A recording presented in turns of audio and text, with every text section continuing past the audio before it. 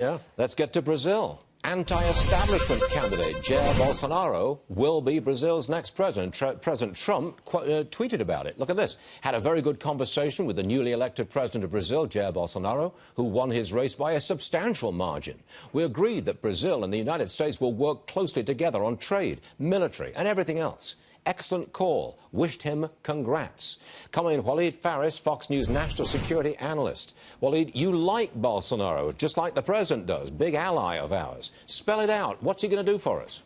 I do like the policy that a Bolsonaro government is going to be adopting because I have read it. I am aware of where Brazil's foreign policy is going to be, and it's going to be, as you said, our ally.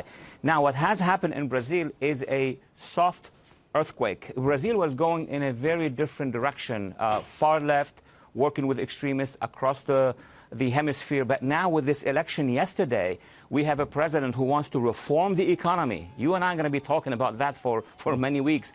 Go against corruption, big time. But what is very relevant to Americans, he's going to be allying himself with our administration, with the United States against the terrorists. And oh boy, we need that in Latin America. And beyond that, Brazil's foreign policy is going to be very helpful worldwide as well. I think it's part of a bigger trend.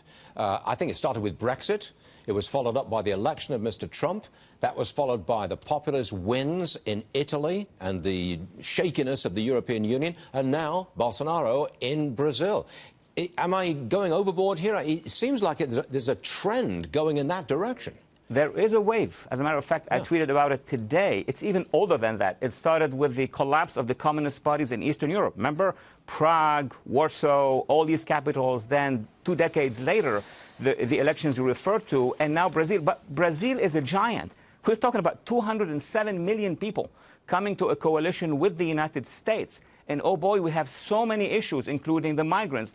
A presidency of Bolsonaro will be very helpful to the United States in dealing with these socio-economic issues and, of course, the migrant issues. And as I said, the most important, we're going to feel it, anti-terrorism in Latin America. But don't we also have conservatives running Argentina and Colombia, I think? Yeah. Yes. Maybe a couple of other Latin American countries now run by conservatives. And certainly Brazil now run by a conservative. At the same time, Venezuela's bust, totally bankrupt.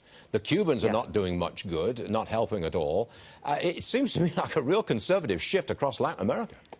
Yes, the election of President Bolsonaro has shifted Latin America. It will take time, of course, and you mentioned Argentina with President Macri, Colombia, other countries. But now the next point to observe after this election is going to be Venezuela. Venezuela has Brazil to its south, it has Colombia to its west.